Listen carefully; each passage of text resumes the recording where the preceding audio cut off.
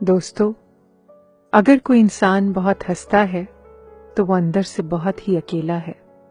اگر کوئی انسان بہت سوتا ہے تو وہ اندر سے بہت اداس ہے۔ اگر کوئی انسان خود کو بہت مضبوط دکھاتا ہے اور روتا نہیں تو وہ اندر سے بہت ہی کمزور ہے۔ اگر کوئی انسان ذرا سی بات پر رو دیتا ہے تو وہ بہت ہی معصوم اور نازک دل کا ہے۔ اگر کوئی ہر بات پر ناراض ہو جائے تو وہ اندر سے بہت ہی اکیلا ہے اور زندگی میں پیار کی کمی محسوس کرتا ہے۔ خوبصورت لوگ ہمیشہ اچھے نہیں ہوتے، لیکن اچھے لوگ ہمیشہ خوبصورت ہوتے ہیں۔ بہترین انسان اپنی میٹھی زبان سے ہی جانا جاتا ہے، ورنہ اچھی باتیں تو دیواروں پر بھی لکھی ہوتی ہیں۔ زندگی تب بہتر ہوتی ہے جب آپ خوش ہوتے ہیں، لیکن زندگی تب بہترین ہوتی ہے جب آپ کی وجہ سے کوئی دوسرا خوش ہوتا ہے۔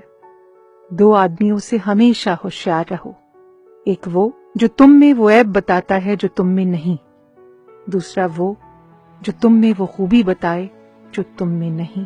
اپنی قیمت اتنی رکھیے جو ادا ہو سکے، اگر انمول ہو گئے تو تنہا ہو جاؤ گے۔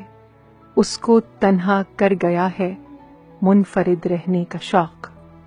اگر زندگی میں کچھ پانا ہے تو طریقے بدلو، ارادے نہیں۔ اس دنیا میں روپیہ چاہے جتنا بھی گر جائے، لیکن اتنا کبھی نہیں گر سکتا جتنا روپیوں کے لیے انسان گر چکا ہے۔ جس کے پاس امید ہے وہ لاکھ بار ہار کر بھی نہیں ہار سکتا۔ بادام کھانے سے اتنی عقل نہیں آتی جتنی دھوکہ کھانے سے آتی ہے۔ آپ کا خوش رہنا ہی آپ کے برا چاہنے والوں کے لیے سب سے بڑی سزا ہے۔ رشتے اور راستے ایک ہی سکے کے دو پہلو ہیں۔ کبھی رشتے نبھاتے نبھاتے راستے کھو جاتے ہیں اور کبھی راستوں پر چلتے چلتے رشتے بن جاتے ہیں۔